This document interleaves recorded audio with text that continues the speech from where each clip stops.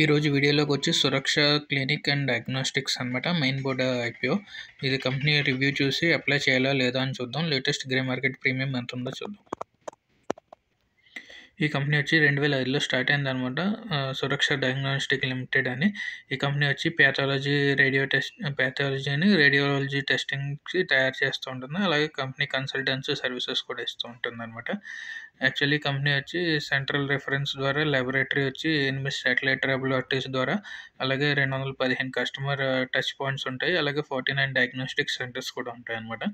166 sample collection centres కూడా ఉన్నాయి June క్వార్టర్లో అయ్యేటప్పటికి. యాక్చువల్లీ కంపెనీ వచ్చి 4 స్టేట్స్లో ఆపరేట్ అవుతూ ఉంటుంది. వెస్ట్ బెంగాల్, బీహార్, అస్సాం అండ్ మేఘాలయలో. అలాగే కంపెనీ యొక్క కస్టమర్స్ ఆన్లైన్ ద్వారాని ఆఫ్లైన్ ద్వారా కూడా కన్సల్టెంట్ సర్వీసెస్ చేస్తూ ఉంటారు. 44 డయాగ్నోస్టిక్ సెంటర్స్ ఉంటాయి. అలాగే 120 పాలిక్లినిక్స్ ఉన్నాయన్నమాట. అలాగే 750 డాక్టర్లు కూడా ఉంటారనమాట.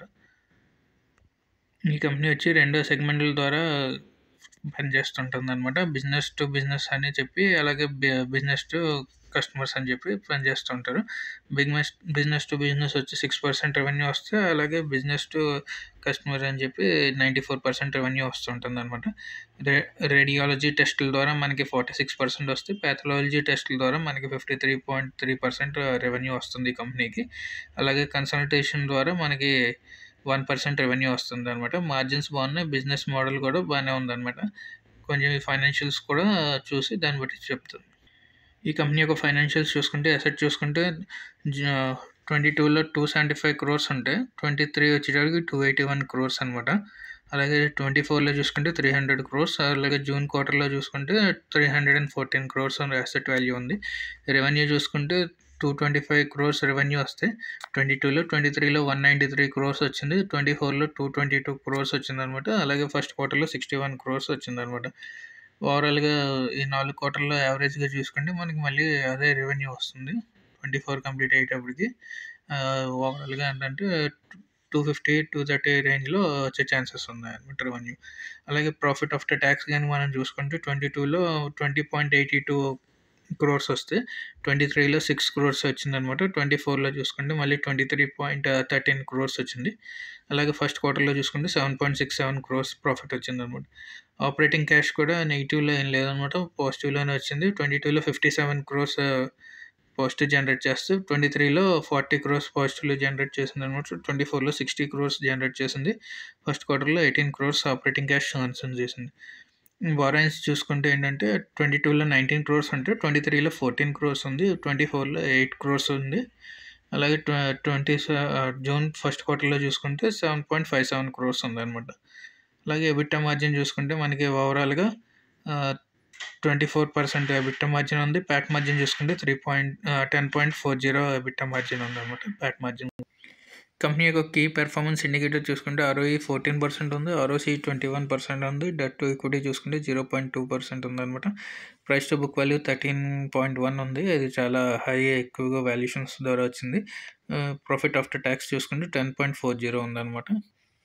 ఈ కంపెనీ యొక్క కాంపిటీటర్స్ చూసుకుంటే doctor Lal path market cap చూసుకుంటే 25,895 crores ఉంది. EPS చూసుకుంటే 43% ఉందన్నమాట. అలాగే PE చూసుకుంటే 77 ఉంది. ప్రైస్ టు బుక్ వాల్యూ 8 ఉందన్నమాట. విజయ్ డయాగ్నోస్టిక్స్ కూడా చూసుకుంటే 11,876 crores మార్కెట్ క్యాప్ ఉంది. EPS 11.62% ఉంది. ప్రైస్ టు బుక్ PE చూసుకుంటే 86.40 ఉందన్నమాట. ప్రైస్ టు బుక్ వాల్యూ 9 ఉంది. మెట్రోపాలిటస్ కూడా కంపేర్ చేసుకుంటే మార్కెట్ క్యాప్ తక్కువ ఉందన్నమాట. EPS కూడా 22.63 ఉంది. PE చూసుకుంటే 89 ఉందన్నమాట. అలాగే ప్రైస్ టు బుక్ వాల్యూ 9.34 ఉంది. సో ఓవరాల్గా సురక్ష డయాగ్నోస్టిక్స్ చూసుకుంటే EPS బాగుందన్నమాట. అలాగే PE చూసుకుంటే 99 ఉంది. హై వాల్యుయేషన్స్ ఉన్నాయి. అలాగే ప్రైస్ టు బుక్ వాల్యూ కూడా 13 ఉంది. కాబట్టి అన్నిటికంటే హై వాల్యుయేషన్స్తో వచ్చిందనమాట ఈ కంపెనీ. సో ఈ కంపెనీకి ఒక లీడ్ మేనేజర్స్ కింద చూసుకుంటే ICICI securities, Nuvama wealth management and SBI capital కంపెనీస్కి లీడ్ మేనేజర్స్ కింద ఉన్నారనమాట. ఈ కంపెనీ యొక్క ఆబ్జెక్టివ్ ఏంటంటే మొత్తం అంతా ఆఫర్ ఫర్ సేల్ కాబట్టి మొత్తం షేర్ హోల్డర్స్కి సేల్ చేసుకొని వాళ్ళు ప్రాఫిట్ బుక్ చేసుకుంటారు. కాబట్టి పెద్దగా ఆబ్జెక్టివ్ ఏం లేదనమాట. మొత్తం అంతా ఆఫర్ ఫర్ సేల్కి వెళ్ళిపోతుంది అనమాట అమౌంట్ మొత్తం. ఐపీఓ టైమ్‌లైన్ చూసుకుంటే ఓపెన్ డేట్ వచ్చి 29 నవంబర్, క్లోజ్ డేట్ వచ్చి 3 డిసెంబర్, అలాట్‌మెంట్ డేట్ వచ్చి మనకి 4 డిసెంబర్, లిస్టింగ్ డేట్ వచ్చి 6 డిసెంబర్‌ని. ప్రైస్ బ్యాండ్ చూసుకుంటే 420-441 పర్ షేర్ వచ్చిందనమాట. లాట్ సైజ్ చూసుకుంటే 34 షేర్స్ ఉన్నాయి. టోటల్ సైజ్ చూసుకుంటే 846 క్రోర్స్ అనమాట. ఫ్రెష్ ఇష్యూ ఏం లేదనమాట. మొత్తం అంతా offer for sale. Share holders వాళ్ళు ప్రాఫిట్ బుక్ చేసుకోవడం వల్ల ఈ కంపెనీకి ఆఫర్ ఐపీఓ తీసుకురావడం వచ్చింది. అలాగే ఫేస్ వాల్యూ చూసుకుంటే ₹2 పర్ షేర్ అనమాట. లిస్టింగ్ వచ్చి ఎన్ఎస్సిలో లిస్ట్ అవుతుంది. బీఎస్సీ ఎన్ఎస్సిలో. అలాగే వెబ్సైట్ చూసుకుంటే కేన్ఫోటెక్ టెక్నాలజీస్‌లో మనకి అలాట్‌మెంట్ తెలుస్తుందనమాట. ఓవరాల్‌గా ఈ ఐపీఓని బట్టి ఏంటంటే అప్లై చేయాలా లేదా అనుకుంటే రి మార్జిన్స్ కూడా బాగున్నాయి. బిజినెస్ మోడల్ కూడా బాగుంది. నెగెటివ్ ఏంటంటే ఫైనాన్షియల్స్ కన్సర్న్‌గా ఉందనమాట. గ్రోత్‌లో మిస్సింగ్ వచ్చింది. మొత్తం అంతా ఆఫర్ ఫర్ సేల్ ఇవ్వడం వల్ల ఈ కంపెనీకి కొంచెం నెగెటివ్ కన్సర్న్ అది. అలాగే ఫైనాన్షియల్స్ కూడా ఆపరేటివ్ హై మోడల్‌లో వాల్యుయేషన్స్‌లో తీసుకురావడం వల్ల ఈ కంపెనీకి కొంచెం నెగెటివ్ అనమాట. అలాగే ఆపరేటింగ్ కూడా 4 స్టేట్స్‌లోనే ఉంటుంది. పాన్ ఇండియా కంపెనీ కాకపోవడం వల్ల దీన్ని అవాయిడ్ చేయడం మంచిదనమాట. ఎందుకంటే ఆల్రెడీ లిస్ట్ అయిన కంపెనీస్ కూడా ఉన్నాయి మార్కెట్‌లో.